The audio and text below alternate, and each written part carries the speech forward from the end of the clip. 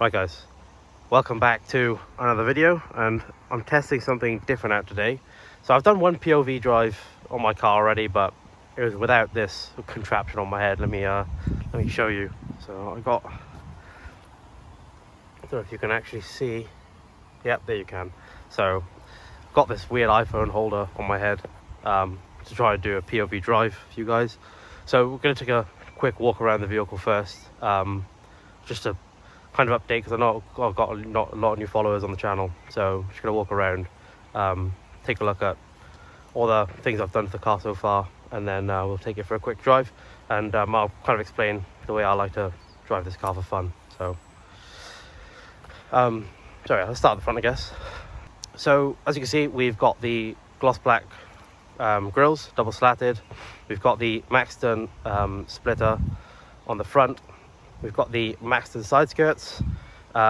We painted these side bits black as well, and that's most of the body kit. Oh, something that I haven't showed anyone yet is we actually got the calipers painted white. I couldn't really do a video on it. I dropped it off some guy, he did it for me. Center caps are looking rough, and also the wheels need a refurb, but I'm still thinking about getting new alloys, so we'll see about that. But yeah, so the actual car's lowered on H&R lowering springs, 30 mils all round, I believe, or up to 30 mils. So that's how it's sitting. Maxton side skirts. We've got a back 650i badge on the car, and a spoiler, which I'm actually gonna wrap at some point. So yeah, we've got an upgraded exhaust, so back box delete on the car, and these are custom tips as well. I think they're 3.5 inch. They're called black chrome, I think. So that's the exhaust. I'm trying to get this thing sitting nicely on my head. So anyway, that's the kind of the gist of the outside of the car. We haven't done too much. We haven't tinted the windows, which I want to do. We might be changing this front up a little bit more in the future, but that'll be another video topic conversation. So I'm just gonna go ahead and do the welcome lights, because I'm really happy about that. So let's jump in the car and take you for a drive.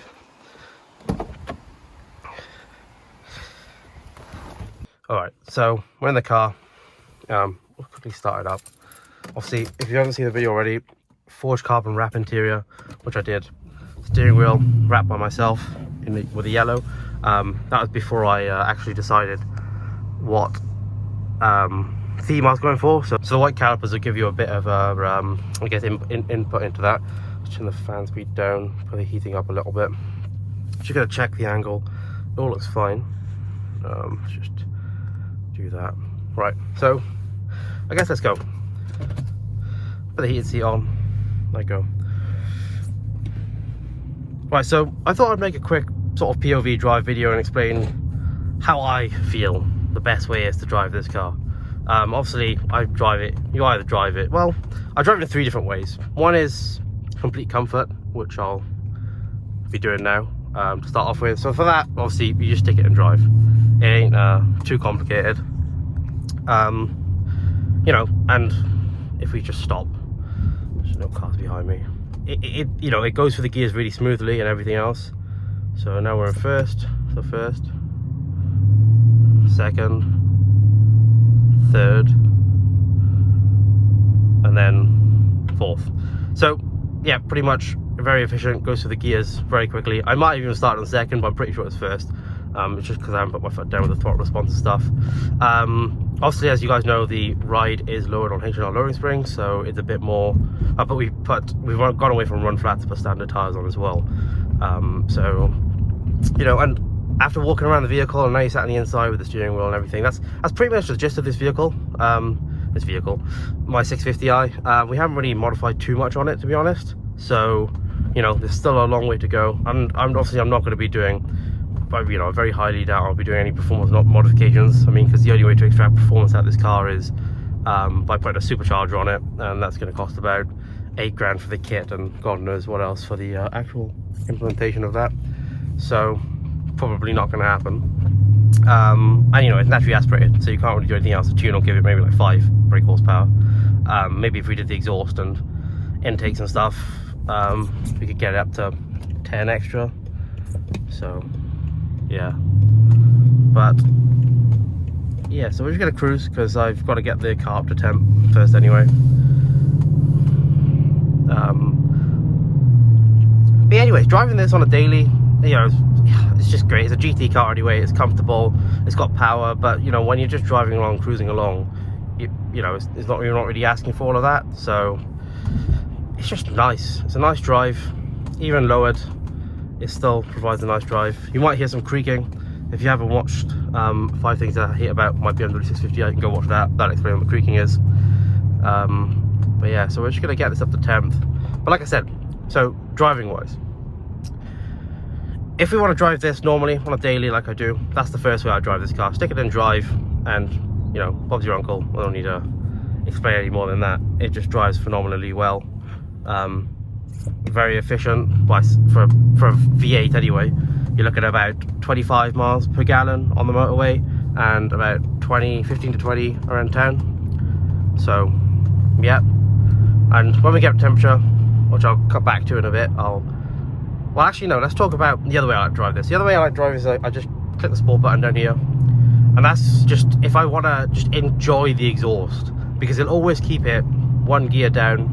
It gives you a bit more of a throttle response as well, but for me it's mainly about the exhaust note. It keeps it down one more gear. If you want to drive around town and just enjoy the exhaust, then click the sport button and that's it.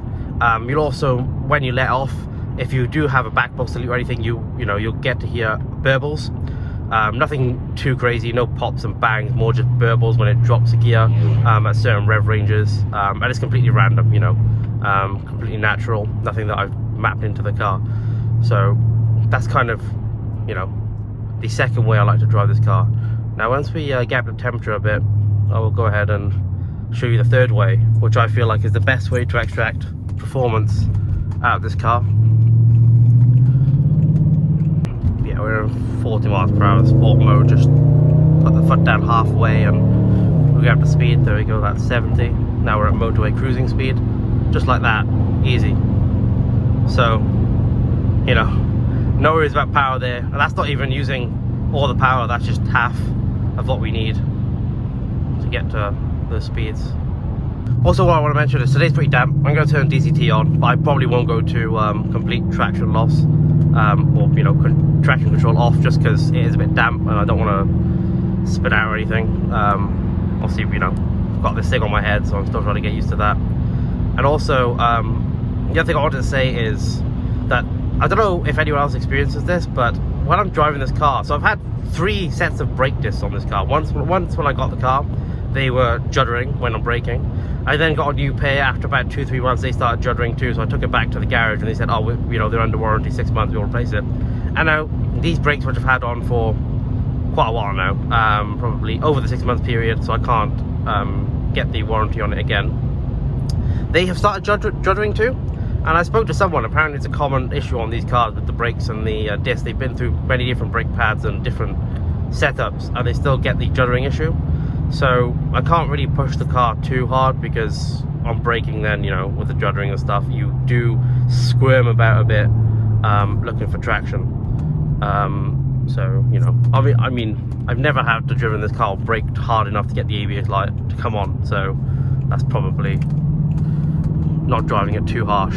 But yeah, that's something I just wanted to mention as well. If anyone has that issue, let me know, comment below. If you manage to get away from that issue, please do tell me what's the best setup of discs and pads to go to. I'm going to be I haven't tried out all of them, but someone said they've tried a lot, so I'm going to be trying that as well next time the brakes are, the pads are worn down. We'll be looking to get that changed over as well. Okay, so the car's heated up a bit, and now I'm going to show you how I tried to extract the best amount of performance out of this car. So firstly, I leave sports mode on, but we'll go into the manual mode. So I never really drive with sports and the what is it, I think it's called dynamic sports sort of gearbox setting, because I feel like it just doesn't really do what you want it to. It holds out gears and stuff, but it's very choppy. I'd rather control it myself. Obviously with this, you know, the weird thing is when you're in sports mode, you get these burbles that are automatic and stuff, but when you do it in manual mode, you don't really get those burbles. So that's why sometimes I like to drive around just in sports mode, get the exhaust tunes, get those burbles when you're downshifting and stuff. But manual mode is purely for performance.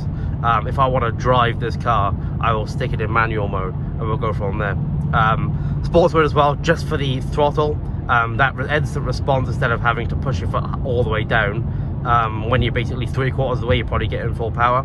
So that also really really helps. So there's a bit of stretch of road on the right here that I'm gonna quickly go down in a second, and I'm gonna show you how this works.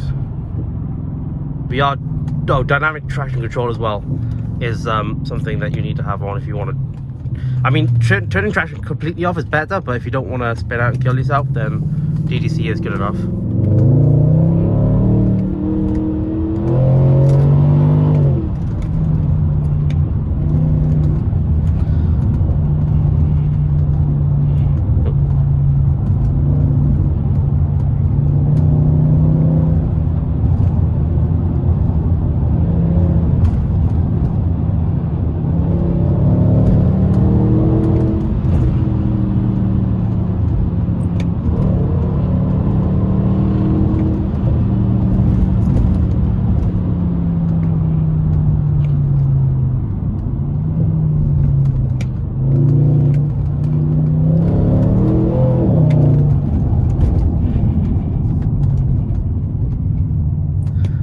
Nice little road there for you guys to enjoy the sounds.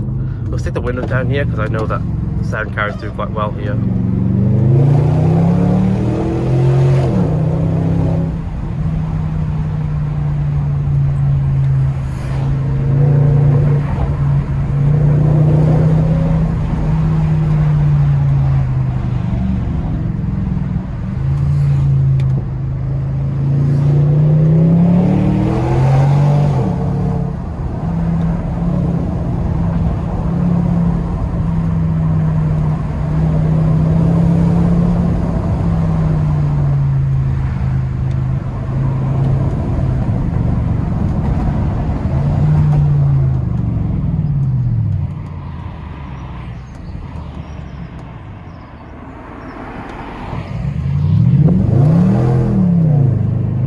Slip there.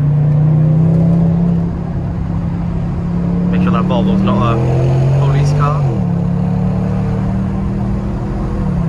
Just like that, 70. Yeah, so that's just a quick little spin to show you the power you can kind of extract from this car. As you can see, it's pretty rapid and kind of all you need. Yeah, how quick you can get up to speed as well.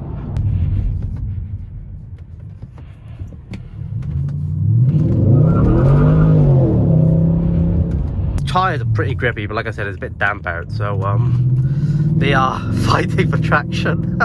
That's why they're screaming a bit. I mean, the old run flats I had, they didn't scream at all. These are like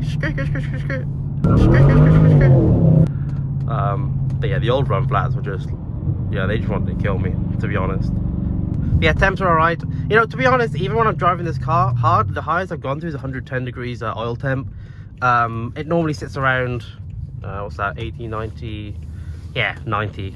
So that's the average temperature it sits at, to be honest, in this car. Anyways, this was just a quick video to test this POV camera. I hope you guys enjoyed it. I hope you guys enjoyed a bit of the driving.